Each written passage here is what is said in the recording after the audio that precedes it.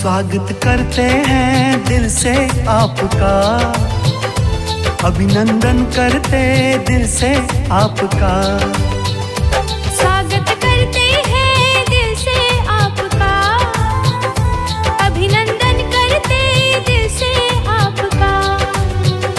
खिली है कलियां सजे हैं द्वार, खिली है कलियां सजे हैं द्वार। था इंतजार, स्वागत करते हैं दिल से आपका, अभिनंदन करते दिल से आपका। स्वागत करते हैं दिल से आपका, अभिनंदन करते दिल से आपका।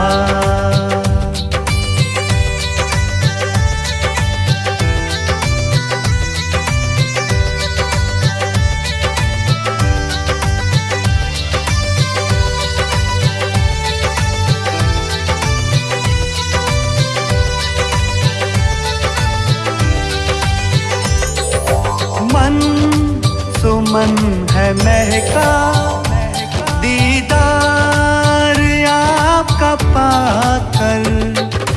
पूरे किए दिल के अरमान, स्वयं यहाँ पे आकर, स्वयं यहाँ पे आकर।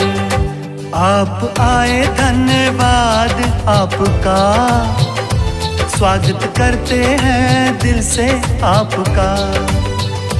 स्वागत करते हैं दिल से आपका, अभिनंदन करते दिल से आपका। खिली है कलियां सजे हैं द्वार, खिली है कलियां सजे हैं द्वार। आए हैं जिनका था इंतजार, स्वागत करते हैं दिल से आपका, अभिनंदन करते दिल से आपका।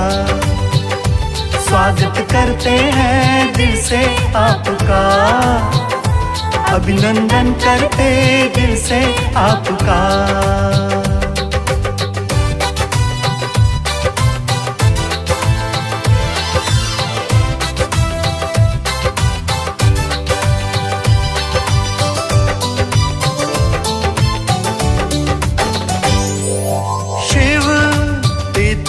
ने देखो उत्सव कैसा रचाया, मुद्दत से जो बिछड़े उनको परिवार से मिलाया, परिवार से मिलाया। पुलकित हृदय से वेलकम आपका, स्वागत करते हैं दिल से आपका। स्वागत करते हैं दिल से आपका, अभिनंदन करते दिल से आपका। इतनी खुशी हो रही जैसे लगा बाप दादा आ गए। शुभ भावना से जो है ना कपारी खुशी, अब पता चल रहा है कपारी खुशी क्या होती है। मैं क्लास ही करा रही थी तो सारी क्लास बैठी हुई थी तो सबके मुंह से उतर गया। मैंने कहा नहीं नहीं दीदी कोई मुंह नहीं उतारेगा। काफी टाइम से था, कई साल देखा ठीक है ना। मेरा भी मन में गीत है बहुत सुंदर मेरे गाँव में चली तो अभिनंदन करते दिल से आपका।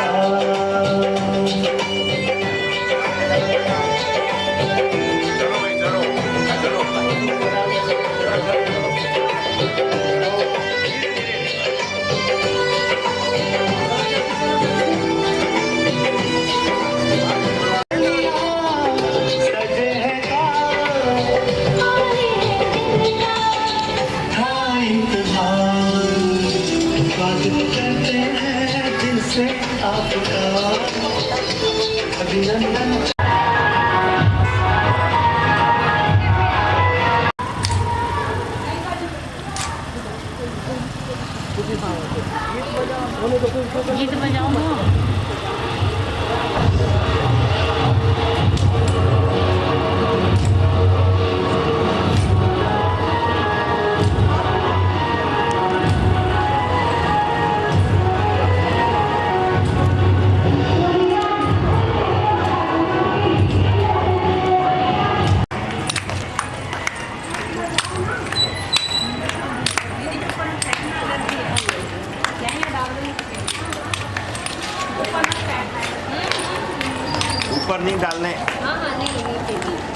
परिवार है, सब आपके वेलकम के लिए खड़ा है।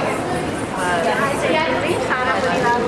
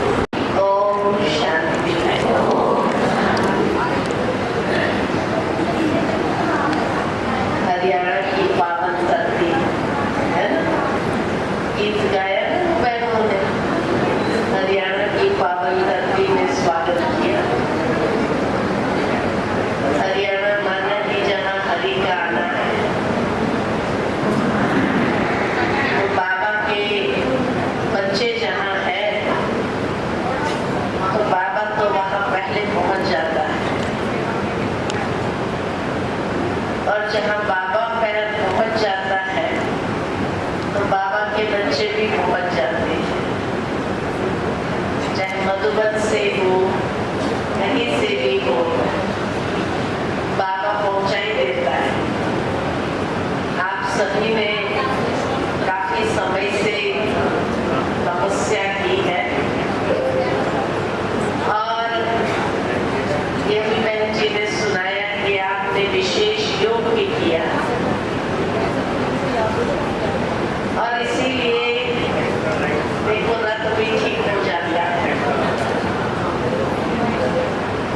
लेकिन जैसे आज का विषय रखा है समय का इशारा, तो बाबा तो हम बच्चों को समय प्रति समय का इशारा दे ही रहे हैं।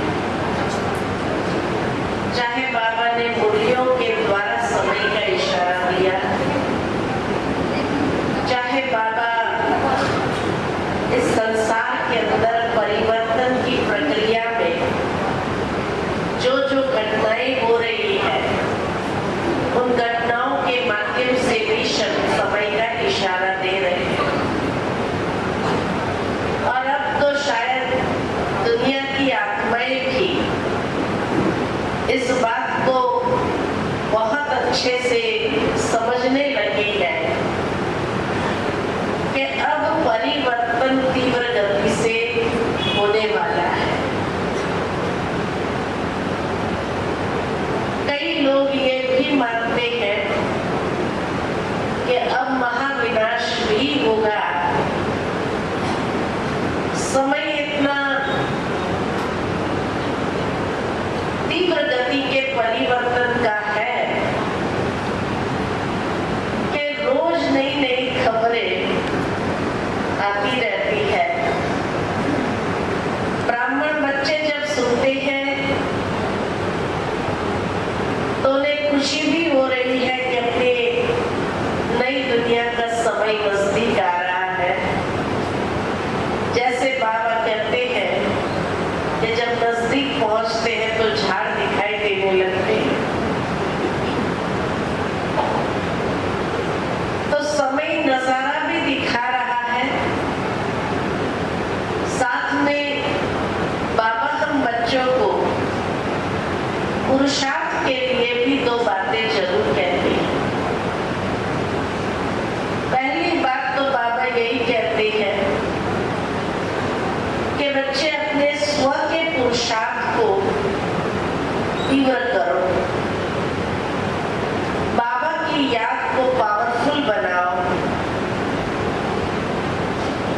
और कल जैसे अव्यक्त मुरली में बाबा ने कहा कि अपने ब्राह्मण जीवन के फाउंडेशन को भी मजबूत करो, क्योंकि समय के हिसाब से अभी माया भी अपना अंतिम दाव चलेगी, क्योंकि उसको मालूम है कि उसका राज्य भी जाने वाला है। तो जरूर है कि वो भी यही पुरुषार्थ करेगी कि जितनों को खींच के ले जा सके उतनों को खींच के ले जाए।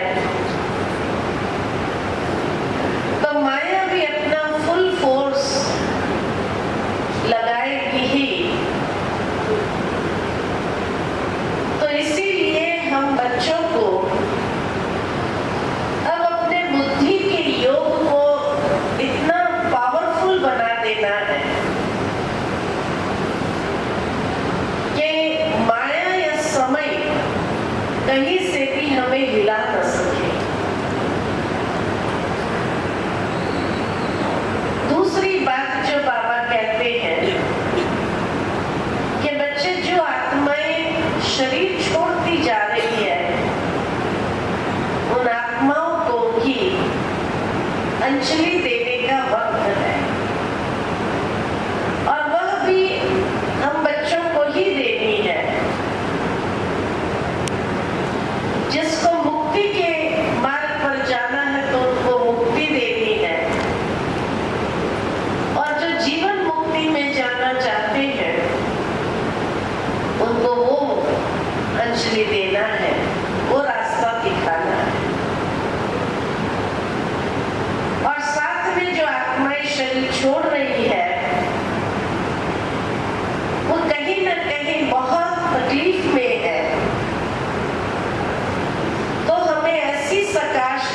है जो उन आत्माओं को भी राहत का अनुभव, जो जा रहे हैं वो तो जा रहे हैं, लेकिन जो आत्माएं बच जाती है उनको भी काफी तकलीफ है, मन परेशान है, अशांत है।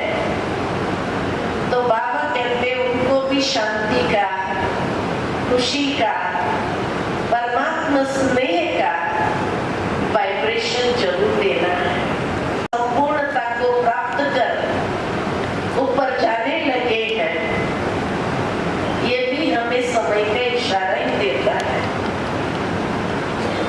जब एडवांस पार्टी का भी कार्य बहुत तीव्र गति से होने लगा है, जैसे भ्राता निर्मल जी ने जब इस साकार देह को त्याग कर अव्यक्त हुए, तो उस समय मधुबन में जब भोग लगा और आदरणीय मोहिनी दीदी जब भोग लेकर के बाबा के पास गए और भाई साहब से मिलकर के यही पूछा कि भाई साहब आप यहाँ क्या कर रहे हो, तो भाई साहब ने यही कहा कि मैं जब साकार में था तभी भी यज्ञ में निर्माण का कार्य करता रहा। तो बाबा ने कहा टीचर तो अभी निर्माण का कार्य काफी हो गया, अब नई दुनिया का निर्माण का कार्य आपको करना है। तो जब ऐसे बाबा के संदेश सुनते हैं तो महसूस होता है कि अब समय बहुत नजदीक आता जा रहा है। यह तो जरूर है कि बाबा भी कहता है कि कोई एक दिन में ही सारा खत्म नहीं होना है। परिवर्तन की प्रक्रिया में भी समय तो लगता ही है, लेकिन अब जो परिवर्तन की प्रक्रिया है उसमें जैसे दादियां भी जब पहुंच गई तो बाबा हमेशा कहते हैं कि बाबा के संग, बाप दादा के संग अनन्य रत्न भी मुक्ति के गेट खोलने के लिए साथ में चाहिए। तो इसलिए ये महसूस हो रहा है कि मुक्ति का गेट भी खुलने वाला है, क्योंकि सभी अनन्य दादियां बाबा के संग ही मुक्ति का गेट खोलेगी। तो इसलिए जब ये मुक्ति का गेट खोलने का समय आ गया है, तो अब जो आत्माएं शरीर छोड़ेगी वो या तो धर्मराजपुरी में अपने कर्मों की सजा भोगेंगे, क्योंकि यहाँ जो भोगना होता है कर्म भोग के माध्यम से, वो समय भी अब समाप्त हो रहा है।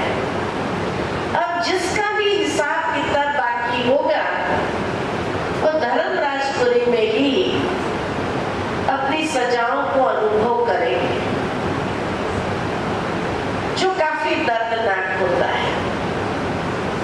इसलिए जितना हो सके इस शरीर के द्वारा भोगना आसान है। क्यों? क्योंकि जब ये शरीर के द्वारा भोगते हैं तो आधा दर्द शरीर को ले हो जाता है, आधा ही आत्मा को फील होता है। लेकिन जब धर्मराजपुरी में सजा भोगनी होगी वहां ये शरीर नहीं होगा, इसलिए वहां संपूर्ण आत्मा को भोगना होगी। इसलिए जितना हो सके या योग बल से या कर्म भोग बल से यहाँ ही चुप्तू हो जाए उतना ज्यादा अच्छा। और इसलिए देखा गया कि हमारी सभी दादियां यहाँ ही चुप्तू करके आत्मा को एकदम संपूर्ण पावन बना करके गई, क्योंकि उनको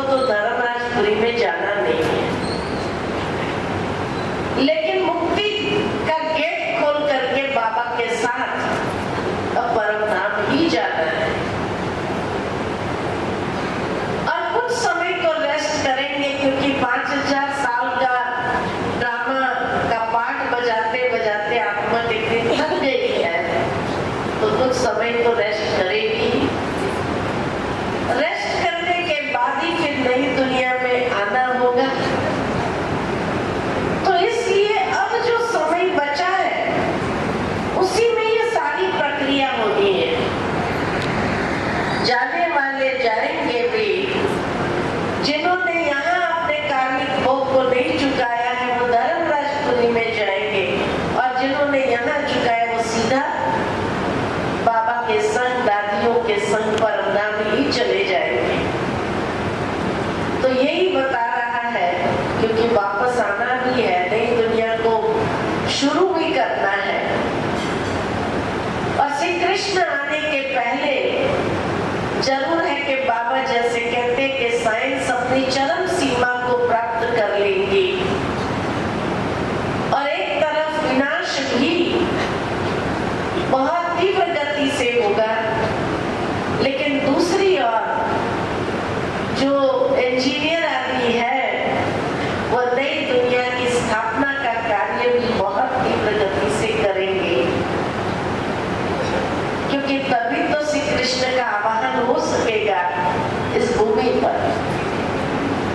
तो ये सारा नजारा देखते हुए अब महसूस होता है कि सचमुच अब समय बहुत कम है। दुनिया के अंदर भी बिना कारण के युद्ध की चिंगारियां लग रही है,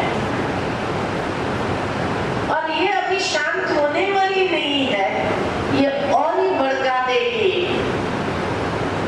जो तीसरे विश्व युद्ध के अंदर सभी शामिल हो जाएंगे, और क्योंकि ऐसे बॉम्ब्स बने हुए हैं जो ज्यादा समय तो लेगा नहीं, लेकिन बहुत जल्दी बाहर की दुनिया का पॉपुलेशन कम हो जाएगा। लेकिन भारत में ही जब देवताओं को आना है तो यहाँ भी अभी परिवर्तन की प्रक्रिया बहुत तीव्र गति प्राप्त करेगी, और इसलिए बाबा ने जो अभी थोड़ा समय मिला है वो स्व और सेवा। कल भी बाबा ने कहा ये दोनों का बैलेंस जरूरी है, क्योंकि बैलेंस से ही प्रत्यक्षता परमात्मा की हो सकती है। तो इसलिए बाबा के एक एक महावाक्य, भले आज जो रिवाइज कोर्स की मुरली चल रही है 2002 की चल रही है, लेकिन फिर भी उसमें जो बाबा ने कहा था वो प्रैक्टिकल अभी समय हमें दिखा रहा है। उस समय बाबा पूछते रहे बच्चे कितना समय चाहिए, कितना समय चाहिए, लेकिन अब हमें भी अपना फाइनल करना होगा कि कितना समय चाहिए। तो तीव्र पुरुषार्थ करने का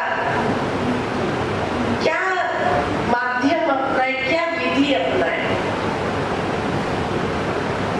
तो हर एक बच्चा जानता है कि हमारी कमजोरी कहाँ है, जानते हैं ना? हर एक अपनी कमजोरी को तो जानते हैं, लेकिन कई लोगों ने उसको छोड़ के रखा है, लास्ट तक ठीक हो जाएगी। बाबा कहते हैं लास्ट तक ये ठीक नहीं होती है, अभी से उसके ऊपर काम करना पड़ेगा, क्योंकि लास्ट तक ये विकराल रूप धारण कर सकती है। इसलिए अभी से ही उसको छोटा न समझ करके ये छोटी सी कमजोरी है, कोई बात नहीं, अभी से ही उसके प्रति सावधान हो जाए। अच्छा, उसको निकालने के लिए क्या विधि अपनाए? तो सबसे पहले तो मुझे याद आती है कि कुछ समय पहले बाबा की जब मुरली चली थी, अव्यक्त मुरली,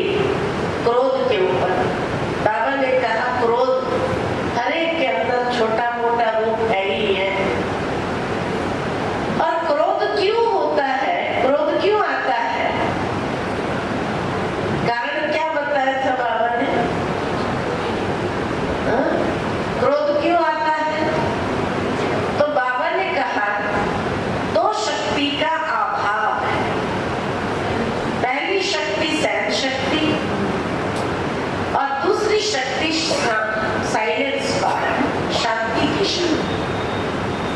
शांति में नहीं रह सकता तो गुस्सा आएगा। और तीसरी बाबा ने एक बात बताई थी, धैर्यता की कमी। कई लोगों के अंदर नेचर ऐसा होता है, जल्दी करो जल्दी करो जल्दी करो, और कोई अगर जल्दी नहीं करता है तो गुस्सा आता है। तो क्रोध के मुख्य ये 3 कारण हैं। एग्जाम्पल के रीति से जैसे बाबा ने दिया था, सहन शक्ति की कमी, धैर्यता की शक्ति की कमी और शांति की शक्ति की कमी। तो देखा गया है कि जितनी भी हमारे जीवन में कमजोरियां हैं, वो कमजोरियां क्यों है?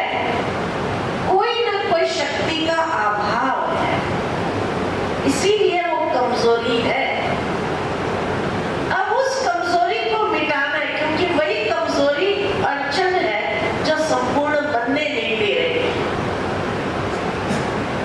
तो अब इस अड़चन को निकालना है तो क्या करना पड़े? एक लिस्ट बनाए अपने को देख करके, मेरे अंदर कौन सी कमजोरी है।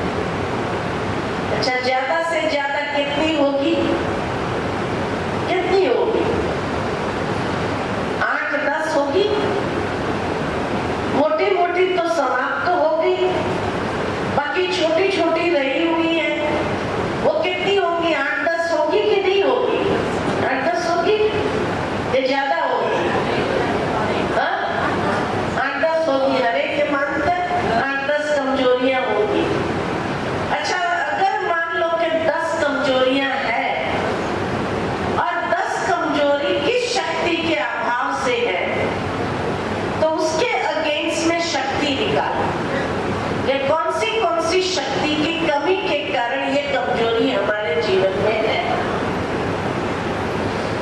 हर एक की, जैसे बाबा ने क्रोध के लिए ये 3 शक्ति बताई, हर एक कमजोरी के अगेंस्ट भी 3-3 शक्ति हो तो 30 शक्ति हो गई। 10 कमजोरी और ये 10 कमजोरी का कारण ये 30 शक्तियां, 30 शक्तियों के अभाव के कारण ही ये 10 कमजोरियां। अच्छा, उसमें से कई शक्ति रिपीट भी होगी या नहीं होगी? जैसे शांति की शक्ति कईयों में आ जाती है। तो ये जो 10 कमजोरियां हैं और सामने 30 शक्तियां हैं, कि ये शक्तियों के कारण ये कमजोरी हमारे जीवन में है। अब समय से पहले अपने आप को तैयार करना है, तो क्या करना पड़ेगा? कि सबसे पहले देखो कौन सी शक्ति ज्यादा रिपीट हुई है। मानो इस शक्ति के ऊपर विशेष कार्य करना पड़ेगा। तो अमृत वेले बाबा को जब याद करने बैठते हो तो वो शक्ति का आवाहन करो। सर्वशक्तिमान बाबा है, सर्वशक्तिमान बाबा से वो शक्ति का आवाहन करो। ये मैं बंद कर सकती हूँ।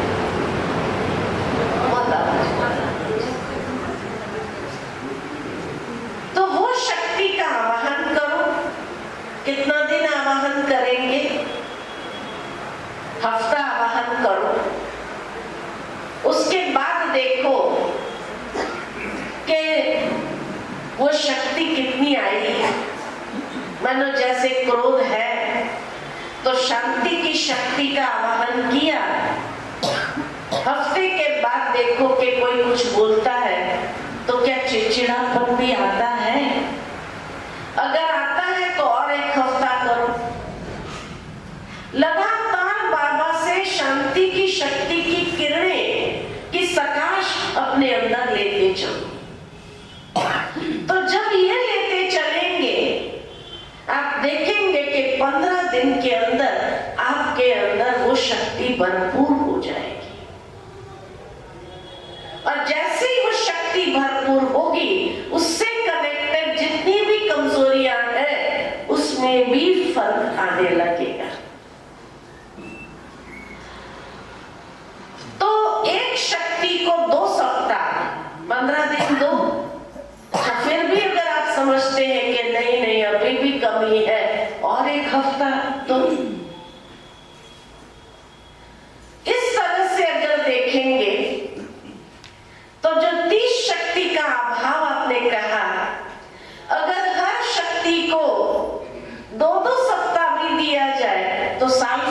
कितना सप्ताह होता है?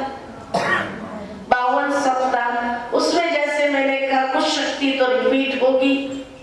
अगर उसको 3-3 सप्ताह भी हमने आवाहन किया, आत्मा को भरा उस शक्ति से पावरफुल बनाया, तो आप देखेंगे कि साल के अंदर आपकी वो 10 कमजोरियां समाप्त हो जाएगी और आपका पुरुषार्थ इतना तीव्र होकर के संपूर्णता की मंजिल को पाना, या जिसको कहा जाए बाप समान स्थिति को पाना, होगा या नहीं होगा? अगर 30 शक्ति को 2-2 सप्ताह भी दिया तो भी आप साल के अंदर संपूर्णता की मंजिल को या बाप समान स्थिति को प्राप्त कर सकते नहीं कर सकते, है ना? कर सकेंगे ना? तो बाबा जब पूछता है कि बच्चे कितना समय चाहिए, तो कितना समय चाहिए? कितना समय चाहिए? साल भी नहीं चाहिए, क्योंकि कई शक्तियां तो थोड़ी थोड़ी कमी होगी, 1 सप्ताह में ही वो बढ़ जाएगी। तो 6 महीने के अंदर तो आप देखेंगे कि आप अपने पुरुषार्थ को क्या करेंगे? इतना तीव्र कर देंगे समय अनुसार। जो आज तक लोग पूछते रहते हैं क्या पुरुषार्थ करे, समय अनुसार क्या पुरुषार्थ करे, अब प्रैक्टिकल में समय अनुसार यही पुरुषार्थ करो। अभी आवश्यकता है हमें अपनी कमजोरी को निकालने का विशेष अटेंशन देना। क्यों? क्योंकि अंतिम समय का जो पेपर होगा ना, कौन सा पेपर होगा? ये यूनिवर्सिटी एक ऐसी यूनिवर्सिटी है जहां पेपर आउट कर देता है ना? दुनिया के अंदर अगर कोई पेपर लीक भी हो जाए तो कितना हंगामा हो जाता है, लेकिन यहाँ तो हमारा प्रिंसिपल खुद पेपर आउट कर देता है कि अंतिम समय का पेपर जो होगा वो कौन सा होगा? नहीं,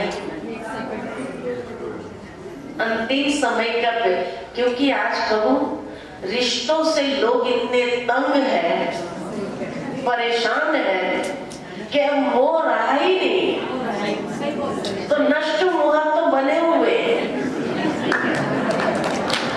है कि नहीं? तो अंतिम समय का पेपर कौन सा है?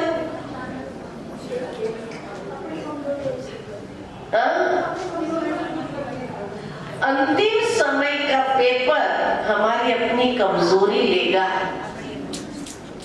वो हमारे सामने विकराल होकर के खड़ा हो जाएगा, जिसका सामना करना मुश्किल होगा, जिसका सामना करना मुश्किल होगा।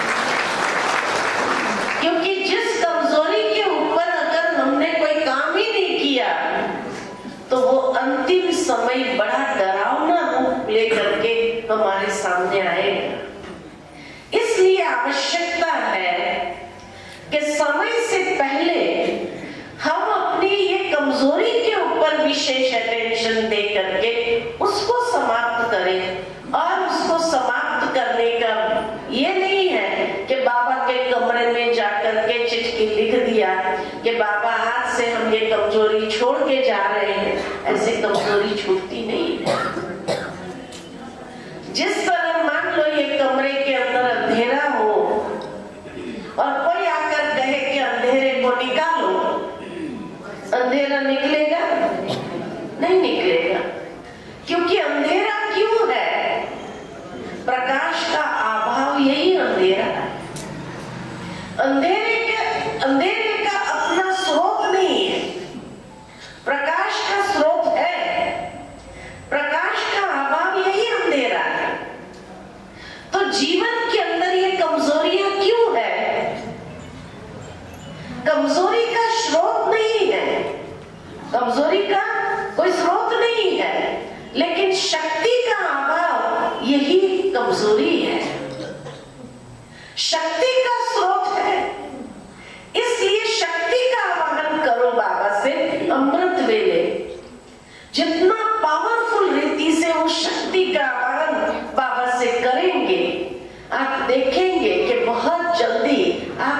कमजोरी को समाप्त कर सकते हैं और अपने आप को उस संपन्न स्टेज की ओर ले जा सकते हैं। तो इसलिए बाबा बच्चों को यही कहते हैं, समय से पहले अपने आप को तैयार करो। क्या तैयारी करनी है? क्योंकि पेपर अचानक होगा। अचानक के पेपर में एवर रेडी रहना है।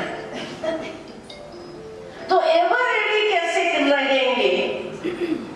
एवर रेडी रहने के लिए पहले से ही ये कमजोरियों के ऊपर कार्य किया होगा, तभी तो एवर रेडी बनेंगे। कि कोई भी समय का, प्रकृति का, किसी का भी पेपर आया, लेकिन मैं कमजोरी से मुक्त हूँ, संपन्न स्वरूप में हूँ, बाप समान स्वरूप में हूँ, तो सहज ही क्या अचानक के पेपर में भी पास विथ ऑनर हो जाएंगे। ये समय के पहले हमें अपनी तैयारी करनी है। एवर रेडी का मतलब ये नहीं है कि बाबा अगर पूछे बच्चे एवर रेडी हो, चलने के लिए तैयार हो, तो हर कोई कहेगा हाँ बाबा हम तो एवर रेडी है ही है।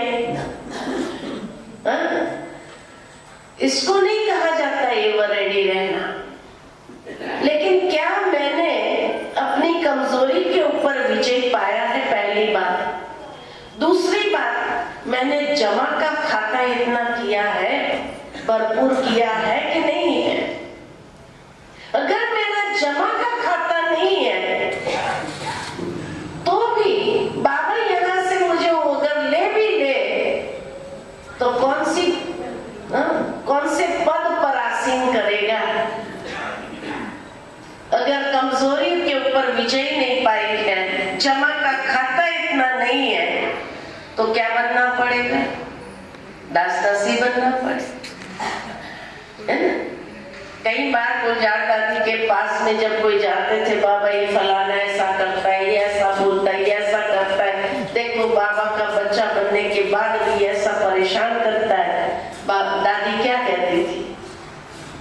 राजधानी बन रही है ना, राजधानी में तो वैरायटी चाहिए, सारे राजा तो नहीं बनेंगे, कुछ दास-दासी भी तो चाहिए या नहीं चाहिए?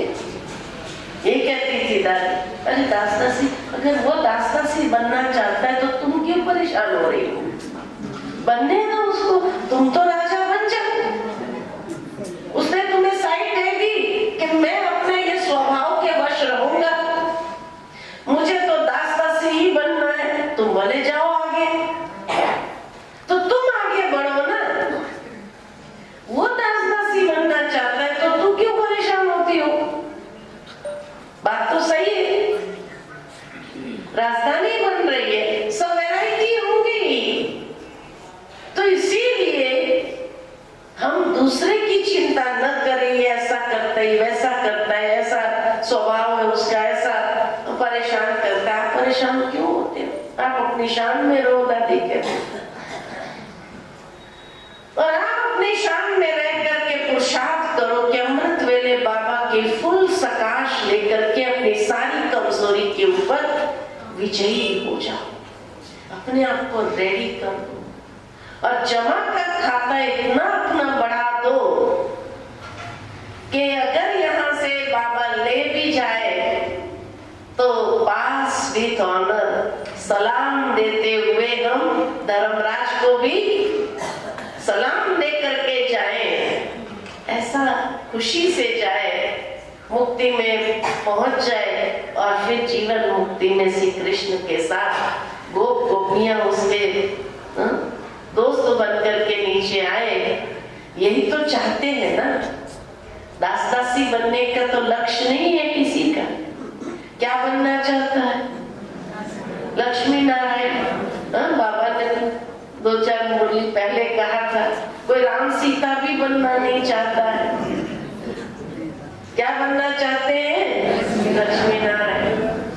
अब लक्ष्मी नारायण बनना है यानी उसकी राजधानी में आना है, तो उसके जैसे कम से कम गुण तो होने चाहिए। तो उसके लिए अपनी तैयारी अभी से करनी होगी मुझे, कि नहीं?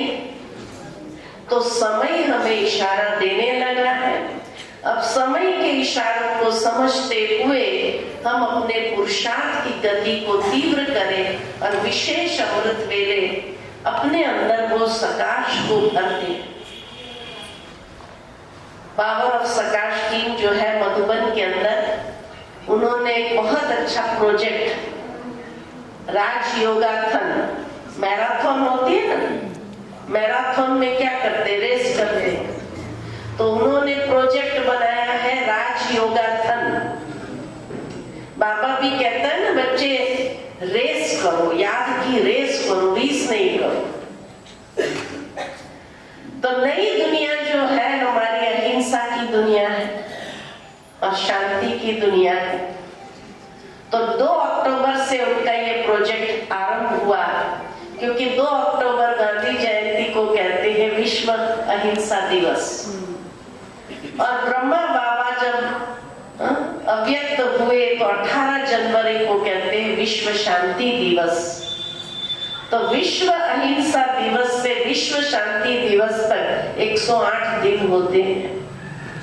तो 108 दिन में उन्होंने ये राज योगाथन के हर एक ये याद का चार्ट बनाए कि कितना घंटा हमने याद की यात्रा रेस किया, याद की रीस में नहीं गए किसी के भी संस्कार को देख करके, लेकिन रेस करके विश्व शांति दिवस तक बाप समान बनने का लक्ष्य जरूर रखे। 108 दिन का ये प्रोजेक्ट उन्होंने लिया है। तो आप सभी भी तो शामिल होंगे या नहीं होंगे? होंगे? राज योगासन करेंगे। ये बुद्धि की दौड़ है ना, वो मैराथन में तो हर कोई नहीं दौड़ सकता है, लेकिन ये बुद्धि की दौड़ में तो सब लोग दौड़ सकते हैं, सहजता से दौड़ सकते हैं। कहाँ भी बैठे होंगे, कर्म करते होंगे तो भी दौड़ लगा सकते हैं। तो ये राज योगासन अच्छा लगा?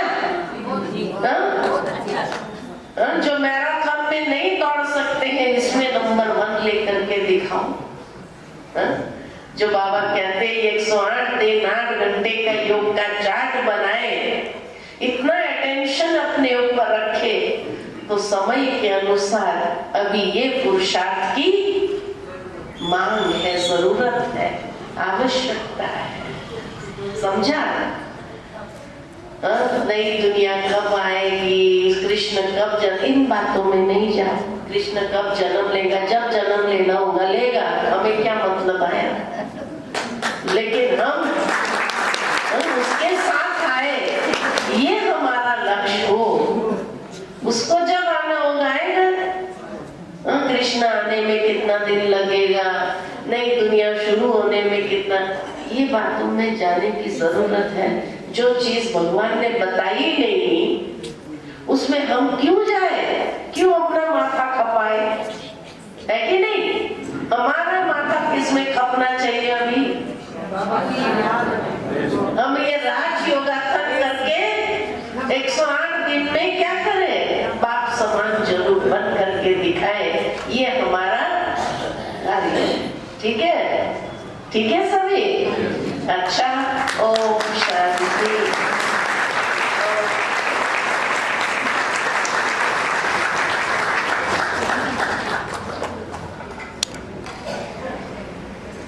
बहुत बहुत दीदी का थैंक्स।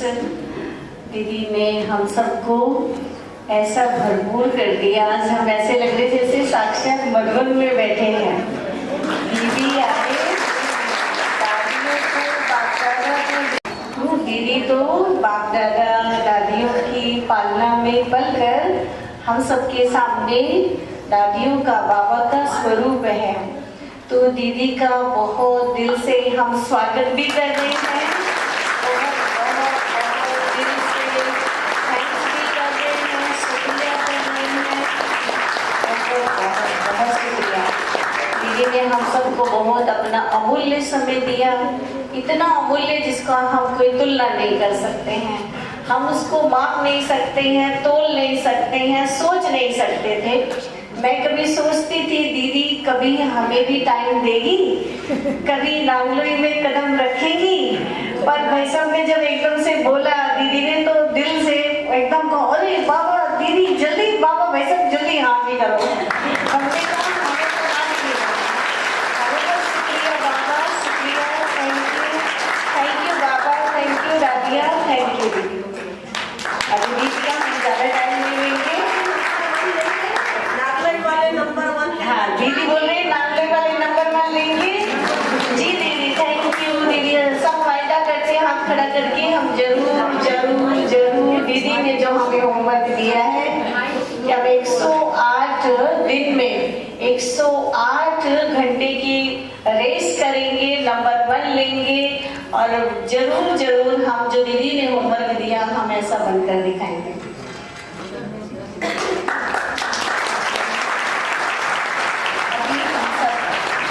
की याद में 2 मिनट बैठेंगे और आप सब हाँ जी विजय भाई सब आ जाइए। हमारे बहुत ही क्या कहे दीदी के साथ सेवा में हाजिर मधुबन की भूमि में तपस्वी हमारे जो मधुबन से विजय भाई साहब आए हैं, बड़े निर्वाण आराम पीछे बैठ गए। व्यक्ति हम ढूंढ रहे कहाँ है भाई साहब, दिल से भाई साहब का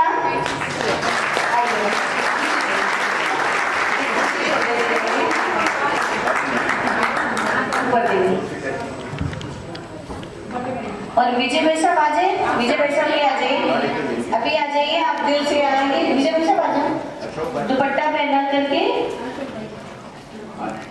शॉल पहना करके भाई सबका सम्मान करेंगे।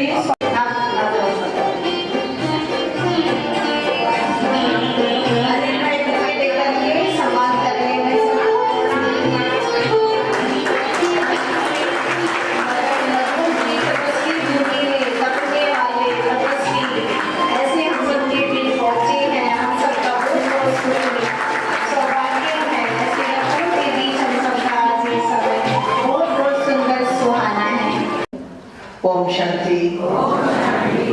2 शब्द ठीक है, ओम शांति।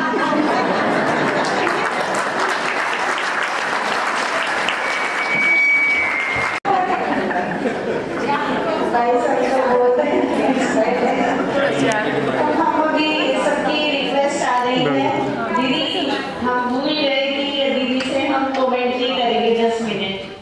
बहुत बहुत इच्छुक हैं दीदी कमेंट्री से, तो जमीन से आसमान रिश्ता बन के उड़ जाते हैं और कितने तरसते हैं कि जब भी योग भट्टी होती है तो दीदी आए भट्टी कराए, हम सबके लिए स्पेशल कमेंट्री कराए।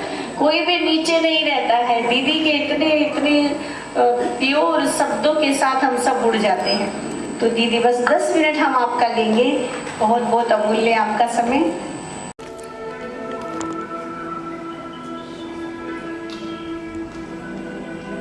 ओम शांति।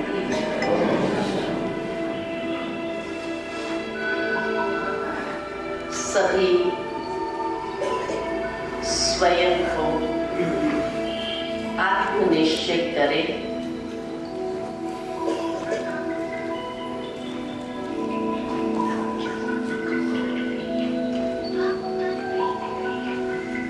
मैं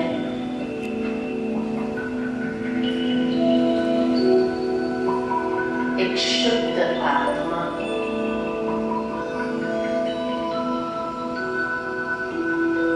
यह शरीर मेरा वस्त्र है।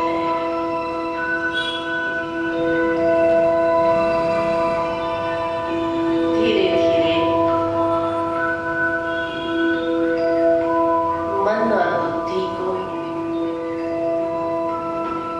बाकी सभी बातों से समेटते हुए अंतर चक्षु से स्वयं को देखें।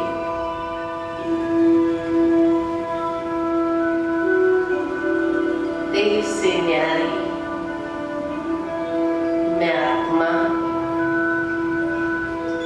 प्रकृति के आकार तत्व पर चमकता हुआ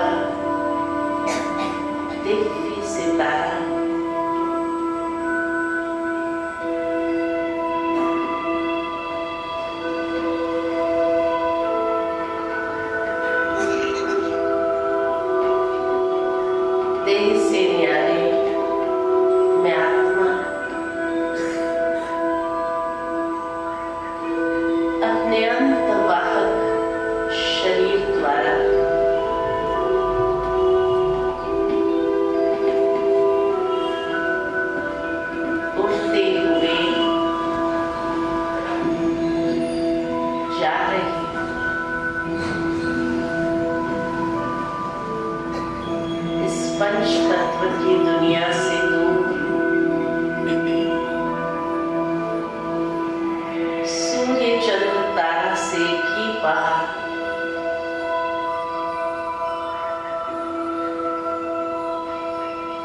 सूक्ष्म जगत से भी पार, अपने निराकारी वतन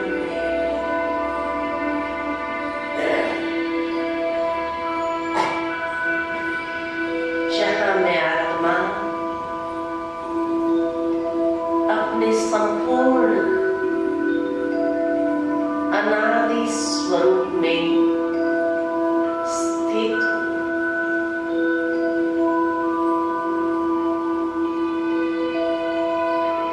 मेरे चारों ओर दिव्य प्रकाश का प्रभा मंडल फैला हुआ है।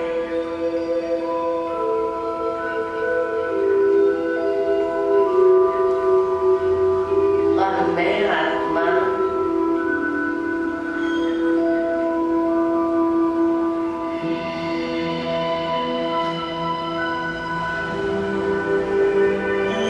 बीज स्वरूप बाबा के सानिध्य में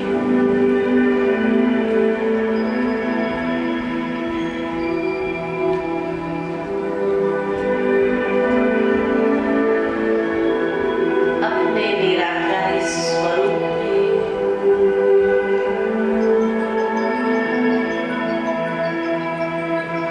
जहां कोई बंधन नहीं, कोई बोझ नहीं, एकदम हल्के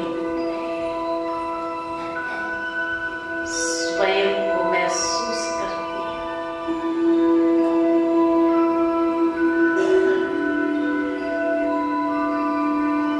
संपन्न संपूर्ण स्वरूप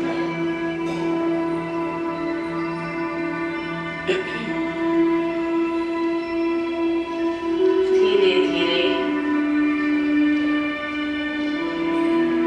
मैं आत्मा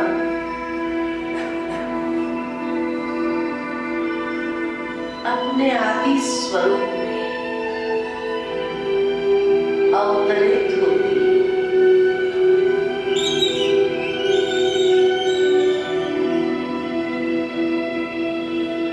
परम धाम से मैं आत्मा दिव्य वस्त्र धारण करती हूं। श्री लक्ष्मी श्री नारायण समान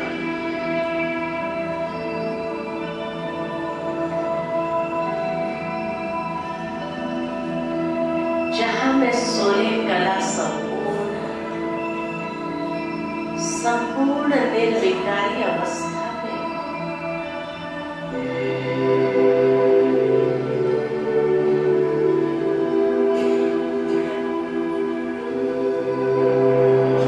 जिस स्वर्गीय दुनिया में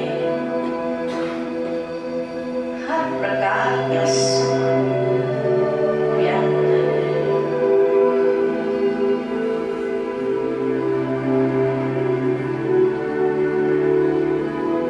जहां मैं अपने समर्थ स्वरूप में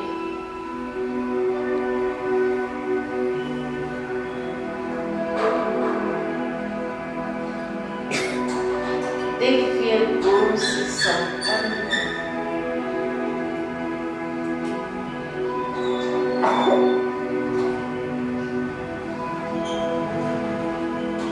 धीरे धीरे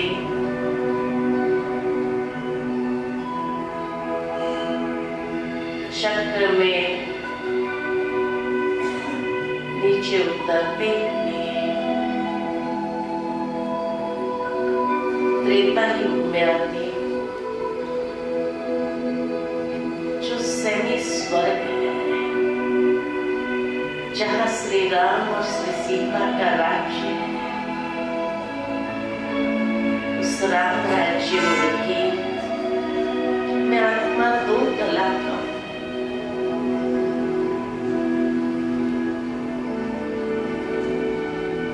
लेकिन मैं बहुत सुखी अवस्था में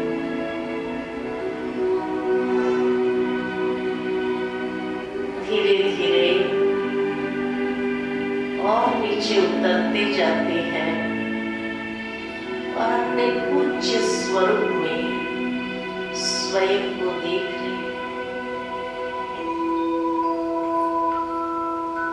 मेरा पूज्य स्वरूप कितना दिव्य और सुंदर है। बड़े आलीशान मंदिरों में भक्तों ने मेरे इस पूज्य स्वरूप को स्थापित किया है।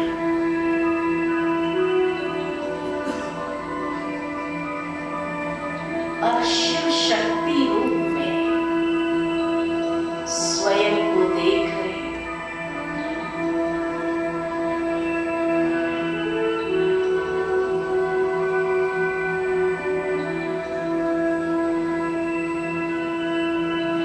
कितना विधि सर मेरी पूजा हो रही है।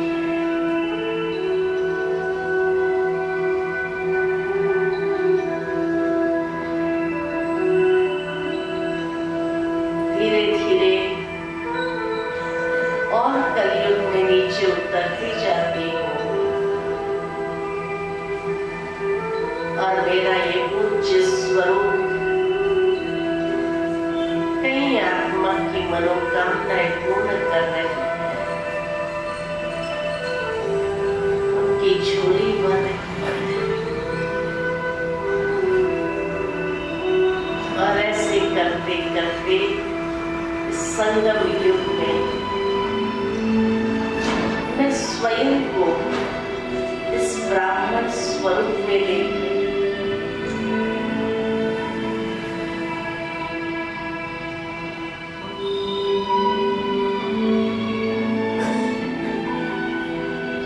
और ब्राह्मण जन्म में बाबा का श्रीमत का हाथ पकड़कर हर कदम बाबा के संग चलते हुए महसूस करें।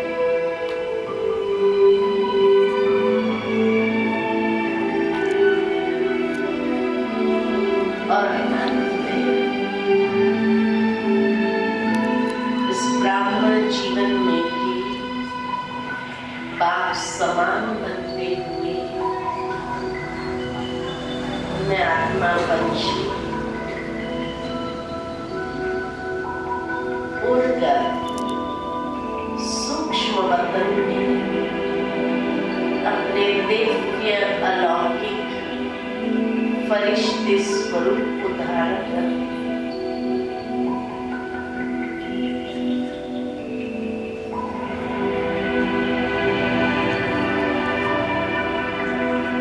जहाँ चारों ओर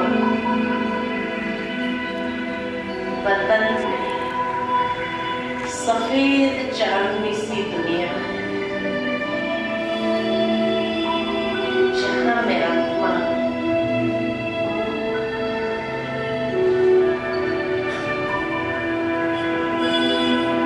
अपने संपूर्ण स्वरूप में फरिश्ता स्वरूप में स्वयं को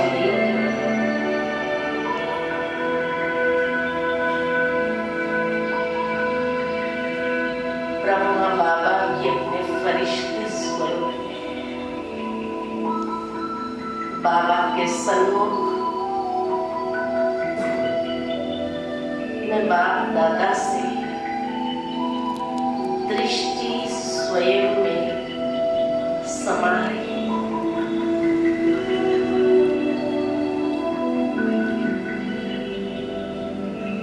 बाबा की शक्तियों स्वयं में समाते हुए मैं आत्मा सशक्त बनती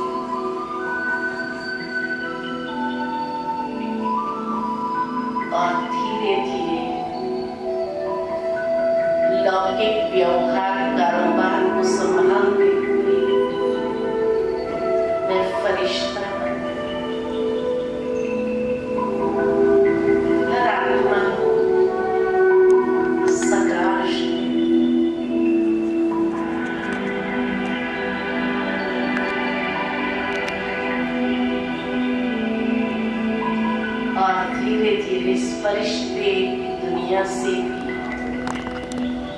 फर्श पर चोला छोड़ करके मैं पुनः अपने निराकारी दुनिया में जाकर आप समान स्थिति को प्राप्त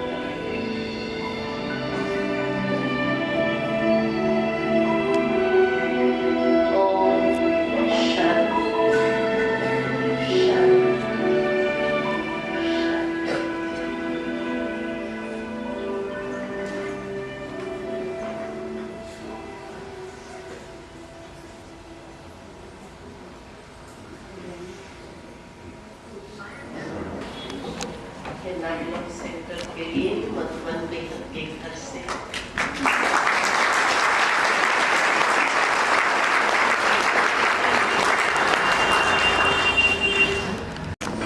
थैंक यू शुक्रिया देवी शुक्रिया। तो हम जैसे आज मधुबन में कोई भी टोली के बिना नहीं जाएगा, टोली सब लेकर के जाएंगे, बस 2 मिनट पहले। सबसे पहले हम दीदी जाएंगे, पहले हम सबके बीच से सब लोग 2 मिनट बैठ जाएंगे, बस 2 मिनट। जैसे ही दीदी हमारे बीच से प्रस्थान करेंगे, आप सब बहुत प्यार से दृष्टि लेंगे, एकदम साइलेंस, सब लोग खड़े हो जाएंगे, आगे आएगा नहीं, दीदी के लिए एकदम रास्ता एकदम क्लियर करेंगे सब भाई बहने, क्योंकि हमारे लिए दीदी का स्वास्थ्य बहुत बहुत अनिवार्य है, स्वस्थ रहना। और हम सबके बीच से दीदी हम सबको दृष्टि देते हुए अभी प्रस्थान कर रहे हैं। और अब सब हाथ, एक हाथ की ताली, ऐसे दीदी से दृष्टि लेते हुए सब एकदम दूर से दृष्टि लेंगे सभी बहुत प्यार से, है ना। कोई भी आगे नहीं आएंगे क्योंकि अभी दूसरा भी प्रोग्राम शुरू होने वाला है, सबको पता है, सब नए भाई बहन आने वाले हैं। तो दीदी को हम बिल्कुल नहीं, एकदम दृष्टि लेते हुए दूर से एकदम सब मिलाएंगे।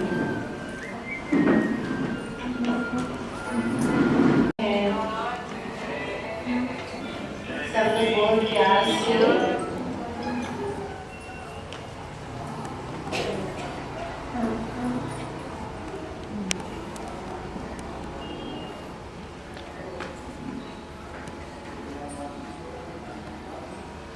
दादियों के समान हम सबके बीच दीदी हम सबको बहुत बहुत नैनों से निहाल कर रही हैं। सब दृष्टि लेंगे, बस दूर से, कोई भी आगे बढ़ेंगे नहीं, बिल्कुल आप फरिश्ते के समान, कोई भी हाथ नहीं मिलाएंगे। भाई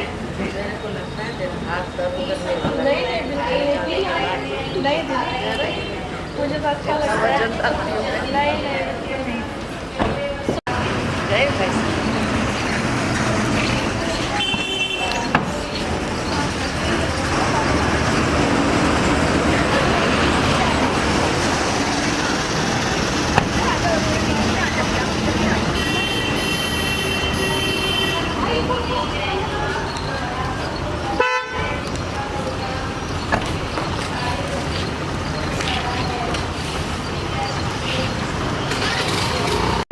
दीदी का इतना सुंदर दूसरा क्लास होने जा रहा है, राजयोग के द्वारा तनाव मुक्त जीवन।